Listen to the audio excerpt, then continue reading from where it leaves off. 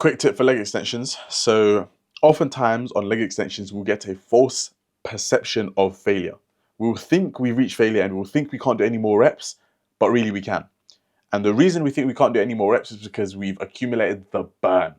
The lactic acid, the burning sensation, that gives our brain the idea that like, yo, we're done, we can't get any more reps. What I'm recommending in this video, and the quick tip, is to rest at the bottom in between your last few reps on leg extensions. So this is what I've started doing. Previously, I would just do what's called continuous reps, which is like when you go up and you come down and you go up and you come down with the same tempo. And that's good. There's nothing wrong with that. Let me make it clear, there's nothing wrong with that. That's good. But what I've realized happens is my quad stays contracted the entire time.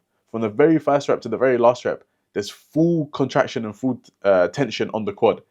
And so what that leads to is a buildup of lactic acid. That gets a high amount of like the burn sensation running through my quads. And initially this might sound good, but I'll explain why it's not the best. But what would happen is when I'd feel this burning sensation, I wouldn't be able to get any more reps, and I'd conclude that I've come to the end of my set. And so I'd rack the weight. What I've started doing now is on the final couple reps, I would just wait at the bottom. So I'll just pause at the bottom. I would lift my bum and my hamstrings off the seat ever so slightly. It's not visible on video, like I don't fully come up out the chair. I just sort of like, just lift myself up a little bit. And what that does is disengages the quad for a quick second.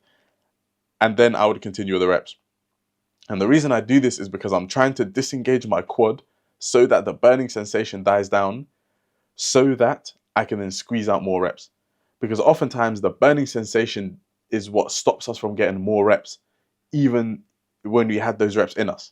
The burning sensations creates this false sense of like tiredness, of failure. Like when our quads are burning, we feel like, oh yeah, we're done, we can't get any more. But oftentimes we can.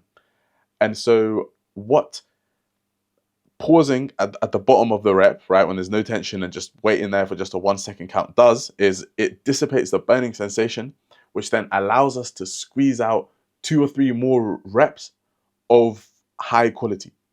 And these last 2 or 3 reps that you're now going to squeeze out are going to be of high quality because they're going to be very slow, they're going to be very grindy, and they're going to have a lot of mechanical tension.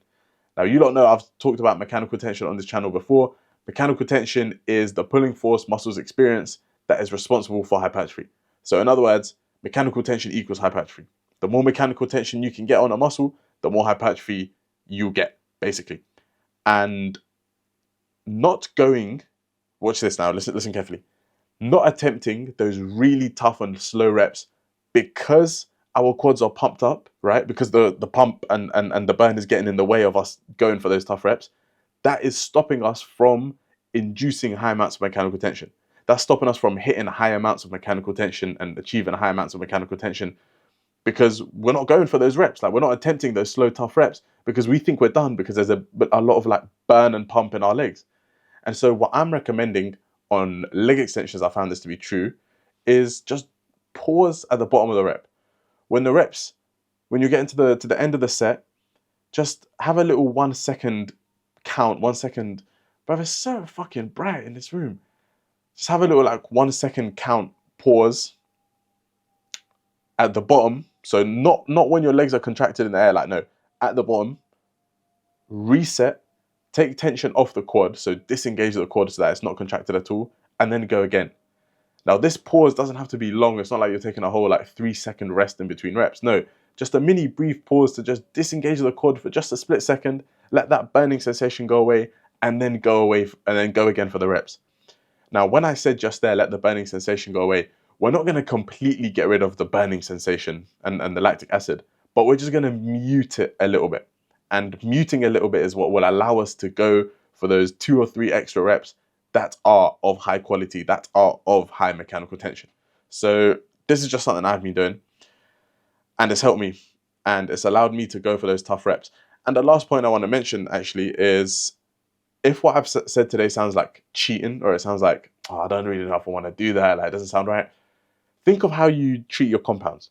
We all rest at the top of our reps on compounds.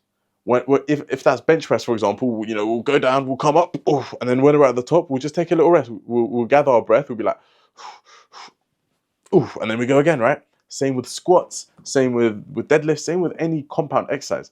We always rest at the top when there's no tension on the muscle for a split second, then we go again. So why can't we do that on leg extensions? Why can't we do that on isolations? We can. And this is what I found to be true. And this little rest we do at the top of reps, I found is maybe even more important than isolations, because isolations are more likely to accumulate the pump and the burn. Of course, we get the pump and the burn on compounds, of course, but just on isolations, we probably get that to a greater degree. Like, think of when you do a set of like deadlifts or stiff leg deadlifts, your hamstrings, they're not like burning during the set, they're not pumped up during the set. Whereas if you do seated hamstring curls, you feel the burn during the set, during the reps. So there's nothing wrong with resting in between reps on your seated hamstring curls for just a brief second. I'm not promoting a long ass rest, like, you know, like a whole 2-3 seconds. Like, no, just a brief pause at the top and then go again. And so this has been the quick advice for leg extensions and really just isolations in general. It's totally cool to just pause at the top of the reps for a split second and then go again. That will allow the burn and the pump to just mute itself a little bit, which will then allow you to squeeze out a couple more reps that are going to be of high quality. There's really slow and grindy reps in which the bar speed is moving slow and you're really fighting for it in the same way you'd fight for it on a bench press or a squat or a compound movement. Those are the exact reps that are of high quality that get you gains. So just give this some thought. Just pause at the end of your isolation, on the final couple reps of isolations. Just have a little pause, see how it goes, and notice that you'll be able to get those really tough reps that have high mechanical tension and that have then give you good amounts of growth. So that's been today's quick video. Let me know your thoughts. Catch you on the next video. Follow me on Insta. I'm a coach as well. You can see all the transformations of all the people I've helped lose fat and build muscle on my Insta. If you're interested to know what coaching can do for you, just click the first link in the description then to book a free call with me, completely free. We'll hop on a call. I'll tell you what I can do for you. You tell me your goals and we'll see if we're the right fit to work together. Or if you just want to chat with me, I don't know why you'd want to do that, but click the first link in the description as well. Book a call. I'll catch you on the next video. Love.